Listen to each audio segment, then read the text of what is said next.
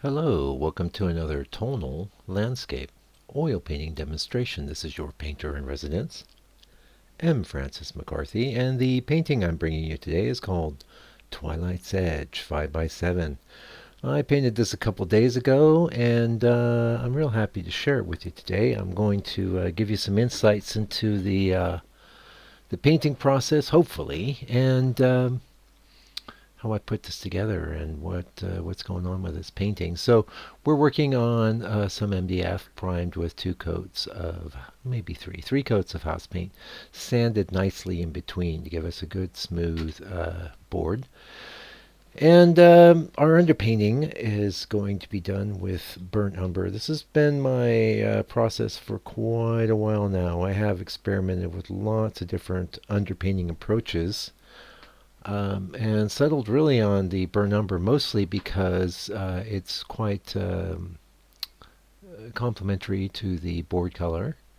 It's not too dark, not too light. You can go pretty dark with burnt umber though, but it's not going to be as dark as I'm going to end up, obviously.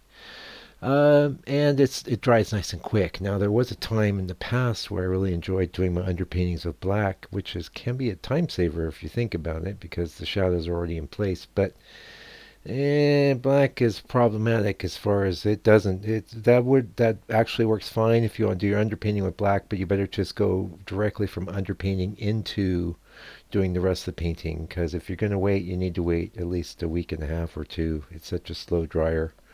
I would have problems with it delaminating and stuff as I was working. A real nightmare. Anyway, I've mentioned that on the channel, but it's always good.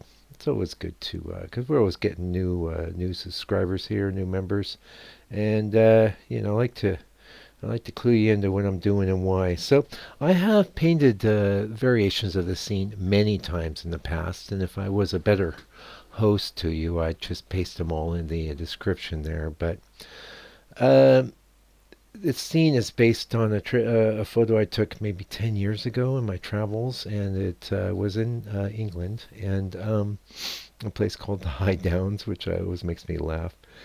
Which is it, high or low? I don't know. One big difference here, though, in the reference photo, we had on our left-hand side, kind of like you see where that line's coming out from the grid there. We had a bunch of foliage just on that side, none on the other, and I did my bit with that. But what I've done here is I decided to install a distant lake, and I think that really works nicely. I decided that, pretty much at the point where I decided I was going to put it in, that I wanted to make it nice and bright. And there'll also be a corresponding brightness up in the sky. And I think that ended up working out really well. Now, the painting's not that large, so I couldn't get, you can see that actually the bit I'm trying to finesse that lake's edge. And I can't say, you know, that I'm going to win any painting records for what I did, but what I did does work just fine. You've got to learn not to get too stressed out about some of the smaller aspects of your painting, and that can be a real challenge. A lot of times we might find there's a part of a painting that is really causing more struggle. Now, painting is always a bit of a struggle, and I've always been honest about that here, but maybe you have some part of it that's giving you a bit more of a headache. And what I'd say is, in instances like that, take a couple passes at trying to resolve it, but don't get too focused in on it. Because what happens then is instead of the viewer just kind of passing over that area, because you put all that time and attention into it, it's going to naturally lead the viewer to spend more time and attention. And whereas in the otherwise they might not have even noticed that maybe it could have been finessed a little better or done with a little more grace. Most of the time they won't even notice these problem areas as long as the major composition itself is sound, the colors are good, and the value structure is good. Most people are just going to deal with the painting as it comes to them. They're not going to get too hung up on little parts of it. But you, as the creator of the painting and the artist who is trying to get things done and struggling, let's face it, um, Yeah, don't struggle too much because that's going to work against you. Where you think you're fixing things, it's actually having the opposite effect. Now, I have the advantage of having painted thousands of paintings, and so I know this firsthand. And that's why, some of these other areas, like that line on the other side of the tree, I think it looks fine. I got it working fine, but I would have maybe liked it to be a little better finessed. Ultimately, though, I generally just decide to let the painting be the painting it's going to be. I want to make a fresh and immediate artistic statement. Not so immediate that it's slapdash. There's nothing slapdash about my approach. But what I'm attempting to do is to make something expressive that is communicating the scene and the effect I want, and doing a good job being, in this case, tonal. And that's it. It's a nice little painting. We'll pop a frame on it, and it can go on to beautify someone's home. So be careful of that. And I'm passing that tip along all the time, but I know a lot of the viewers of this channel are people trying to make their own good paintings, and I'm always I'm always trying to help. I'm trying to help. In fact, yeah. So in my desire to be helpful and also sort of have a more permanent place where you could reference all of the tips and tricks from this channel, I wrote a book, Landscape Painting the Tonalist Way. This collects about 12, 13 years of painting experience and knowledge, all in one volume. And when I set out to paint in a tonalist manner, I didn't have much help. I had Stapleton Kern's blog, which was helpful, except he's not a tonalist. And that was, and Burge Harrison's book, Landscape Painting, was also helpful to me. And in many ways, this book is designed to be a modern extension of that. $60 U.S. International shipping is included. Wherever you are on the planet, I will get it to you. Okay, so now we're proceeding into. We always work this way. We do an underpainting. We do the sky. If I have some water or something, maybe a path, I'll put that in too. Here I chose to do the path on its own. From there, I always go pivot right into the darks of the landscape. And the mixture we're using for that is some Mars Black with a little bit of burnt umber in it. And I like to make sure the darks are placed in first, because typically shadows are underneath everything else. And really, I have to say, with the approach that I use, underpainting, sky in first, then the darks, it feels like once the darks are in, you're like 75-80% of the way there. All you have to do is paint the rest of the landscape to come up and meet the sky.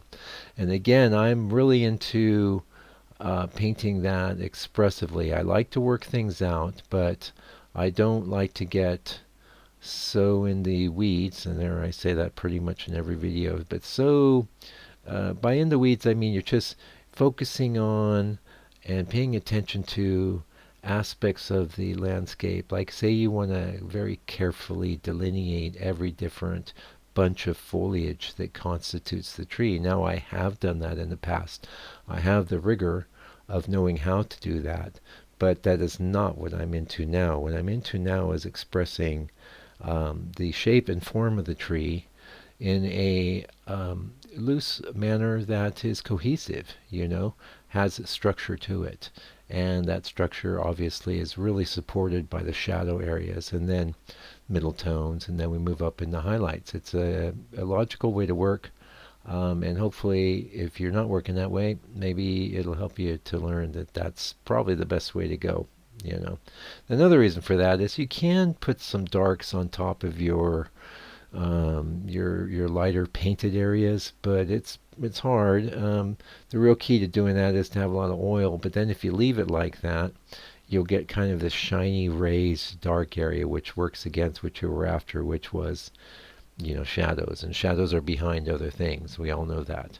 So anyway, there are times I'll do that, and one thing I can say is this is one of the reasons why I do still use a lot of ivory black, especially in my color mixes. If I want to maybe mute a color a bit, I'll use ivory black. I'll use that over Mars Black for that job, because the Mars Black can overly dirty things. It's not really that pretty on its own. but it is very effective for the jobs I use it for, which is getting the darks in place, which the Mars Black, because its opaque nature, allows me to move those darks in with a good amount of oil and transparency. So, whereas in the past where I'd have to do that with the ivory black, you can really struggle with the transparent factor of the ivory black. Another great thing about the Mars Black is if I, like I was saying a minute ago, say you've got a lighter patch and you want to put a few shadow bits into it, the Mars Black will make that happen way easier than the Ivory Black because it has that opaque nature. So I encourage you to have both. Try both. You can't really make Mike's green with Mars Black. Maybe you could. I don't think it'd be very pretty.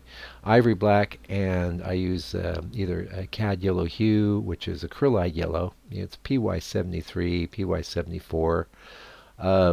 Also, Gamblin has it has Hansa Black. Sorry. Hansa yellow. You mix that with the black, and that gives you my base green, which is Mike's green. Now, this painting, not that green. Everything here is kind of in a rusty, yellowy, purpley vein, and we're not going deep into the purples, but the purplish grays kind of establish almost a complementary basis, offsetting against the yellowness. And I think it works very well. I think it's very effective. And I'm pretty sure this is the same sort of tone I had in this scene last time I painted it. And I don't even think that was long ago. As a matter of fact, I think I probably painted this scene about 8 months ago. And I don't know if I ever shared it on the channel, because one thing that happened to me there is sometimes I like to outline my tree trunks. You can see I've got some there. And we end up getting that looking pretty good. But this was a case in that painting. I still think it's a good painting, but I thought I was a little too strong in that regard with that painting. While some aspects of it were successful, overall, it just didn't feel like sharing it, and I actually didn't feel like destroying it either. In fact, just this morning I destroyed a painting. I'm sorry to say.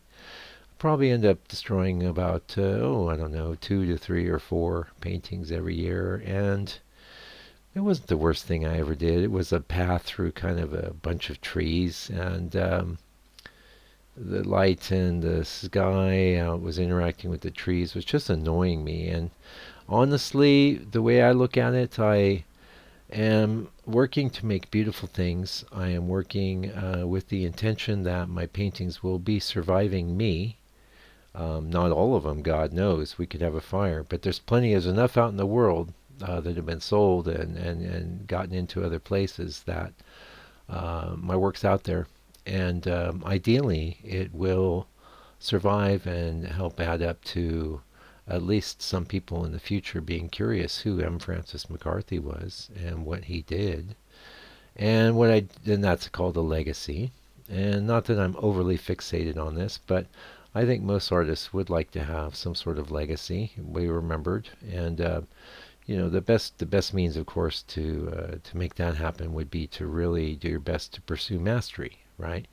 Which is what I've been doing. I'm not saying I'm a master. I'm saying I pursue mastery, and we're all on the journey together as painters. So anyway, what you don't want is some real clinker, some real dog stinking up your legacy. I don't know how many times I've seen a bad painting from a painter I admired, and I would say to myself, oh, wow, And it definitely takes a little bit of a blush off the rose, so to speak. So if you're producing something that's just not that great, just get rid of it. Now, I usually break them, because what'll happen is a lot of times people do fish around in the garbage. Someone might grab that painting, and you never know. It could end up decorating someone's home and still end up stinking up your legacy. So just destroy them. I know, what's his name? Oh gosh, I know the book he did was Dinotopia, and his name's escaping me, but he has a really brilliant blog. I don't read it very often now, but I have read it. Him and his son came up with a flamethrower, and he puts his bad paintings in a little armature and destroys them with the flamethrower. So you might try that. Anyway, that's it for this video. Thank you so much for joining me today. I really appreciate you coming around, and until I come back with another video, for your edification, hopefully for your edification and enjoyment. Do me a favor, do me a solid, take good care of yourself, your family, all your loved ones, and stay out of trouble.